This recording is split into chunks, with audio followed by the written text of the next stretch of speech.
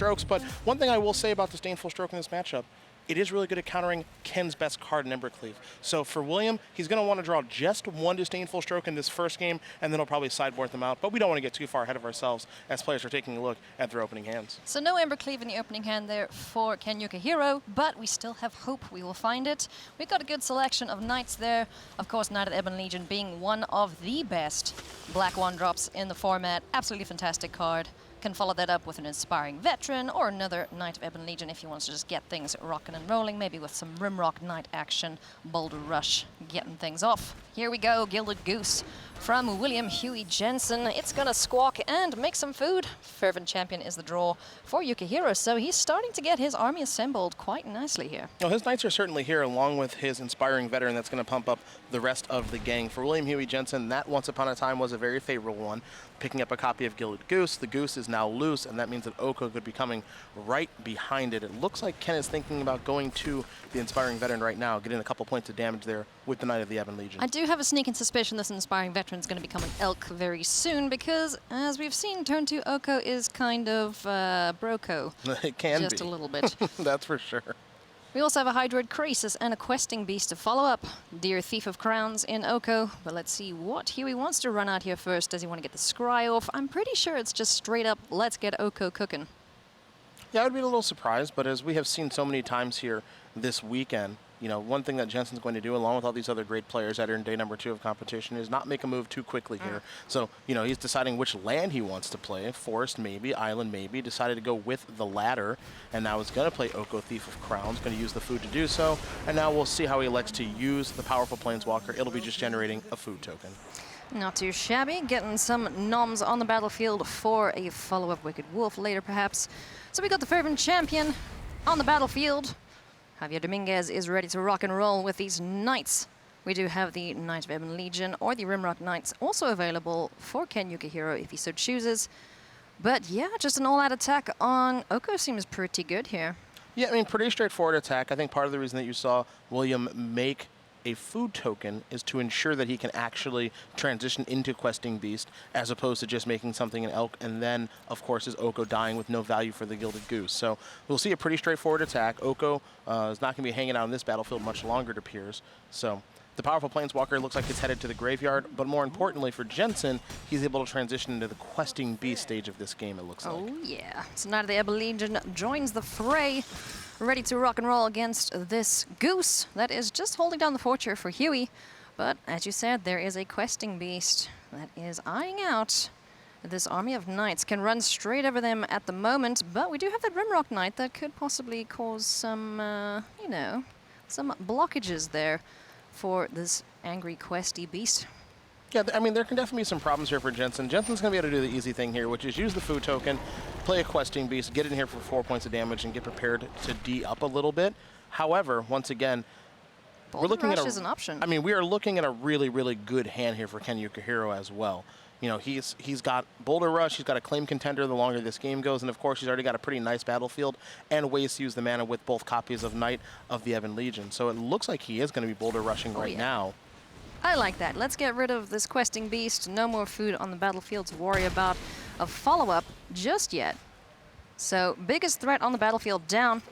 The Knights are ready to get going. We're going to see an acclaimed contender enter the battlefield and go digging through the top cards of the library, finding something like an Embercleave. Oh, I'm very excited. This game has certainly taken a turn here. Ken was already pretty far ahead. Looks like he's going to be moving further and further ahead. And don't forget that Knight of the Ebon Legion is going to get a counter from its text. So Jensen incredibly far behind in this game. No food for the Gilded Goose. No 4th land that's going to enter the battlefield untapped.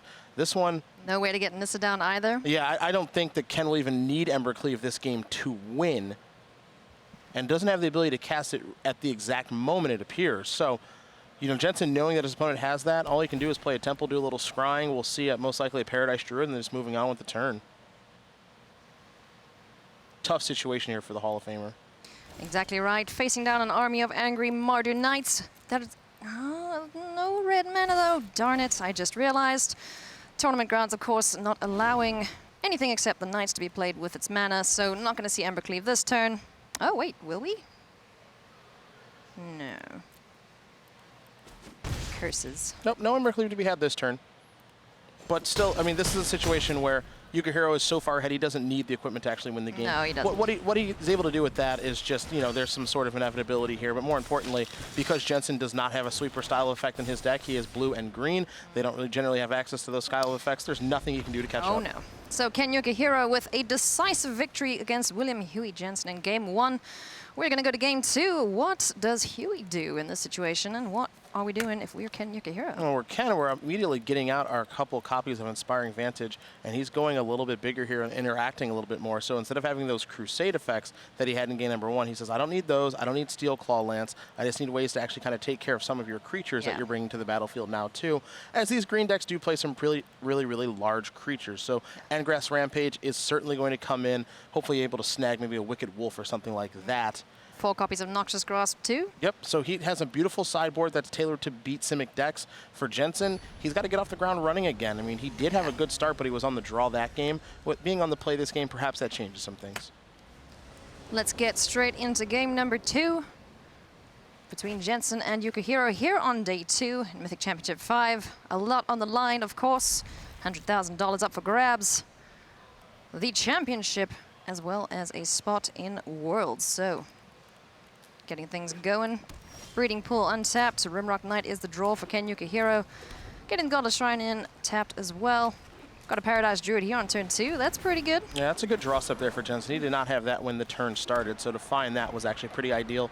Going to make Voracious Hydra's plural actually look pretty good and bridge the gap to get to Nissa, who can take over the game all by itself. For Ken, he's got a pretty good hand. Starting out with a Rimrock Knight is not ideal, but he does have a lot of interaction here in Noxious Grasp ×2, along with Endgrass Rampage. But this is not a fast start like we saw in the previous game. Definitely not the blistering start we saw previously. Oko Thief of Crowns now on the battlefield for Huey, making a food token and just going to be annoying over there. But Noxious Grasp, like you've mentioned, can take care of that pesky Planeswalker as well as the Nissa that is in the hand of Huey. Mountain's a pretty nice draw there as well, allowing him to cast Endgrass Rampage here. Will Yukuhiro looks like he's going to make Jensen sacrifice Oko.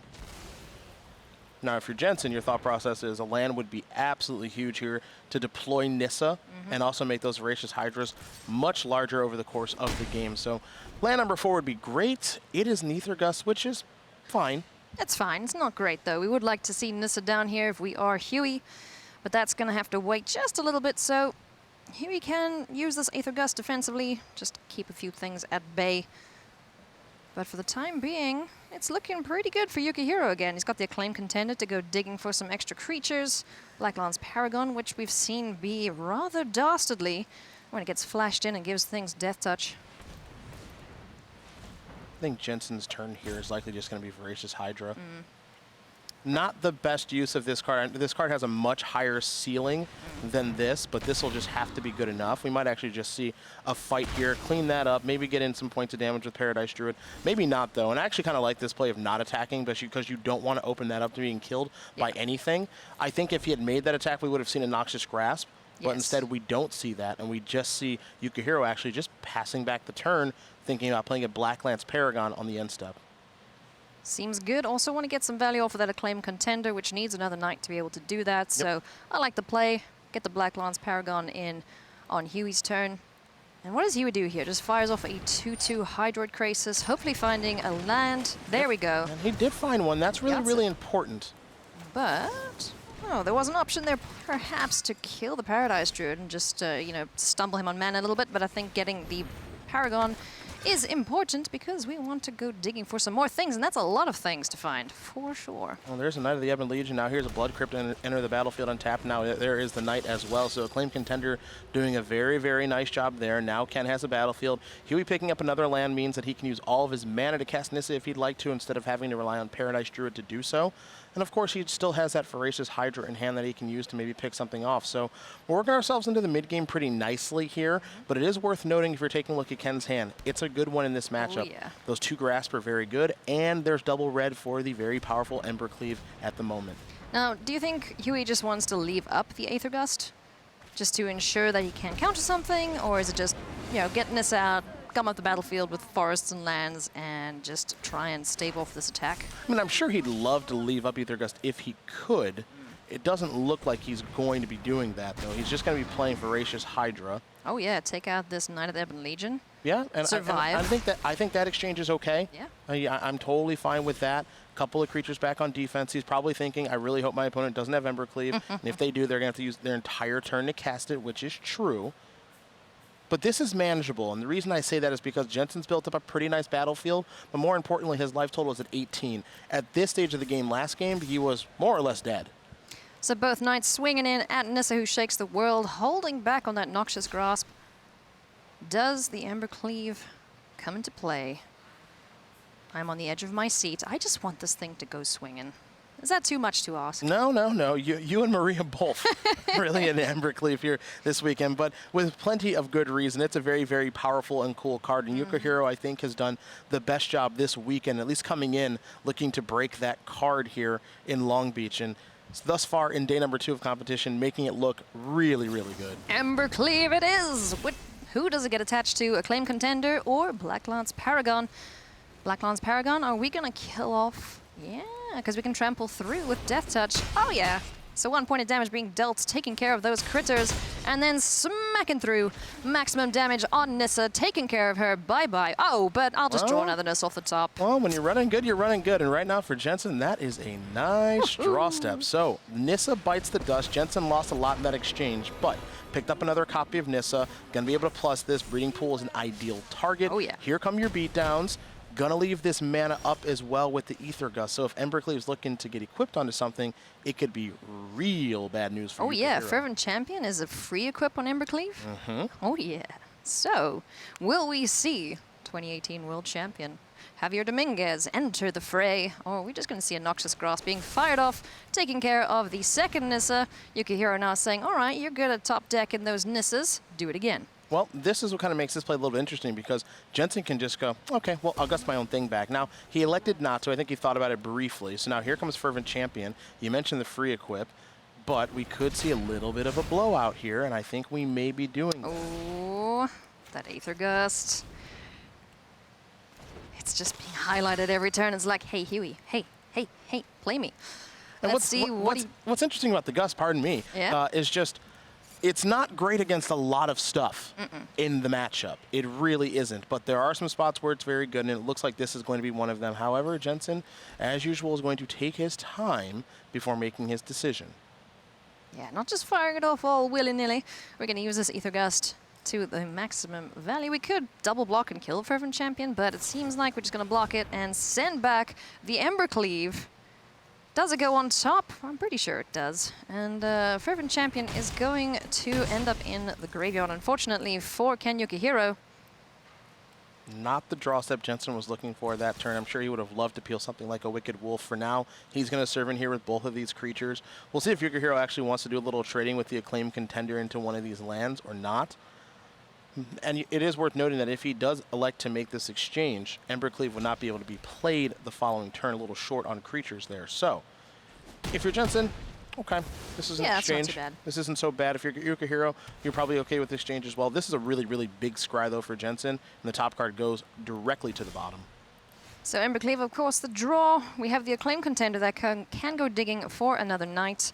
Noxious Grasp 2 to get rid of any pesky threats, but Knight of the Ebon Legion swinging in, threatening to become a +3/+3 and Death Touchy. Jensen letting that through, and here comes the Acclaimed Contender. I do like that there's always that, you know, this looming threat of Death Touching +3/+3. Yeah, that part about the Knight, the flexibility of that card in the early game, the mid game, and even sometimes in the late game is what makes that card so beneficial. You see the Acclaimed Contender now deciding between Fervent Champion and the Blacklance Paragon.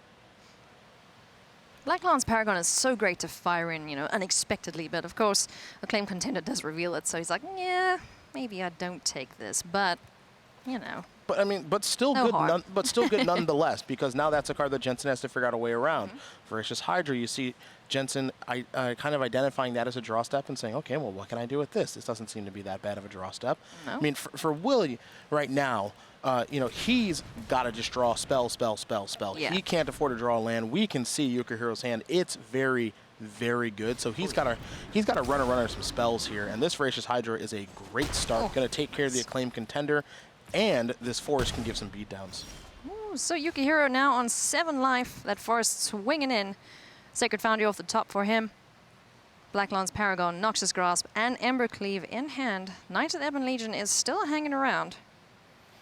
Now, one thing to also identify in this game, Alias, is that now Embercleave is nowhere near as good. No. You know, Embercleave on Knight of the Ebon Legion, you're going to use all of your mana to do that. Okay, well, it's a 2/2 double striker. Okay, that's not really a big deal. But what is a pretty big deal is the fact that Black Lance Paragon and Noxious Grasp are at the ready right now. Oh, yeah. So while the Embercleave is not great at this actual moment, we got some more turns to play here, and it looks like it's going to be pretty good down the road. Just give it time. It's just stewing. Yep. It's getting ready. It's preparing for its big second debut, because this is, of course, the second time we've seen it. And for Jensen with the drawing of Forest, that's a blank. He needed to draw a spell, and he doesn't have any good attacks on this turn because Knight of the Ebon Legion doesn't even need any help to play defense here. Just can activate its activated ability and become a 4/5. That's better than anything Jensen is doing. So now, if you're Yukuhiro, you get to play a couple spells on the end step. Goodbye, Voracious Hydra. Hello, Black Lance Paragon. And now, perhaps, hello, Embercleave. Knight of Ebon Legion again off the top there for Ken Yukuhiro. Are we going to see a big attack here? I mean, he's on 8. How quickly can this game run away from him? Well, it really just depends on what Jensen draws, and I think that's a big deal. He's dead. But we're going to see an attack here with both of these creatures. Embercleave is starting to get ready to wind up and do its thing. Oh, yeah. But it's entirely possible also here for Yukuhiro. You say I'm attack with both these creatures. You don't really have any good blocks if you're Jensen. You can't block Knight of the Ebon Legion at all. Black Lance Paragon can trade, of course, with either one of these creatures. And then it's entirely possible that Yukuhiro just says, okay, play Knight of the Ebon Legion, pass with mana up. You still can't attack me. Yep. So it isn't an all-in turn with Embercleave. It doesn't have to be. What's really nice here for Yukuhiro is he's got a lot of optionality on how he wants to play this turn, where Jensen's empty-handed. We're playing face-up right now for Yukuhiro. You know exactly what your opponent's working with. So Huey just deciding how he wants to block, if at all. Looks like he's going to let through both creatures. And we're going to see an Embercleave. Let's get that on the Black Lance Paragon, swinging for 8 points of damage. Oh, no, we're going for the itty-bitty one. Cool, cool. I like it. Nice. It's getting in for a decent chunk of damage there. And Knight of the Ebon Legion is just going to be on blocking duty, you feel? Knight of the Ebon Legion will also get the one that hit will... Well, actually, I think they're both going to get some they'll counters. both get Pardon counters. me. So, trying to think of what Jensen's best draw is right now, and it may be Wicked Wolf. He's in some trouble, though. Yeah. Has got the food, pad his life total a little bit. There's 2 counters on both Knights of the Ebon Legion. What do we draw? It's an Oko. That's not too shabby. Oko can make Embercleave into an elk, correct? It can, because it is an artifact. However, that would just be generating another 3/3. So it's not an ideal answer at the moment to what Yukuhiro has going on. Embercleave is problematic no matter where it is on the battlefield. Yeah. If it's 3/3 elk, obviously it's better than... It's as good as the forest that's over there, and it's better than the Paradise Druid. And of course, when it's equipped to something and actually has its normal text, it's very problematic. So Oko is not really much of a solution to anything at this moment, which is pretty rare for the Thief of Crowns. He can create a food token, pad the life total just a little bit, make it a little more tricky for Ken to get the complete lethal victory. Okay. And Embercleave is now an elk. Hello, Reggie. So, Rotting Regisaur is available, but unfortunately Embercleave has been turned into an elk, so we will not see our beloved Regisword in action. At least not at this moment. The 1-2 punch that has served Yukuhiro very well all weekend long, and really built his deck around that to take advantage of the Golos heavy metagame. So he can kill off Oko to clear the way for Reggie. Yeah, this is interesting on where he wants to turn his attention towards. Does he want to go towards Jensen's life total, or does he want to go towards Oko and the effect that that card could have over the course of the game? That part's very, very interesting. Maybe just considering chipping away at the life total, getting some more counters on the Knights of the Ebon Legion.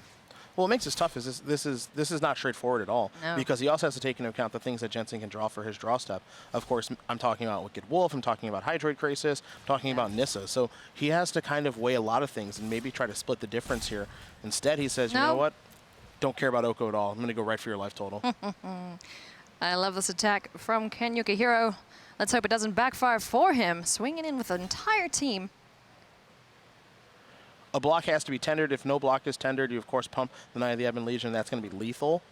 So this one is a straightforward enough block. Huey just considering if he wants to put the Forest in front of the Embercleave. Blocking the Knight of the Ebon Legion is always just bad news. Well, you're not No going pump. to you're not going to get anywhere doing that. I wasn't sure if there was going to be a pump taking place, but it makes sense why there isn't. Yeah. Riding Regisaur defense against a topped deck copy of Nissa to win the game, so this makes some sense. Island is not That's what an we're island. looking That's for. not going to do it for you. So this looks like a clean 2-0 for Ken Yukuhiro. And this deck doing surprisingly well against something that it shouldn't really be favored against. Well, it's tough. I think this matchup is probably better than we think it is. I think that Jensen's deck is good against this style of deck, but it certainly wasn't good enough here. And Ken Yukuhiro, not even with the 1-2 punch Nice. of old Reggie and Embercleave, still able to get it done. Congratulations to him. Yeah, congratulations to Ken Yukuhiro. I'm still holding out hope that we will see a Rotting Regisaur wielding an Embercleave and swinging in for victory. So that is my hope for this tournament. Let it be so, Magic Gods. Just saying. At some point, I'm sure we're going to see it again here. For Ken Yukuhiro, his take on Mardu Knights, a little bit different than what Ben Stark and Eric Froelich did submit, but I like this version the best. Looks like he moves on to 3-0, and life is pretty good for him. Yeah, sitting pretty. We're going to hear from him very, very shortly. Now, Cedric,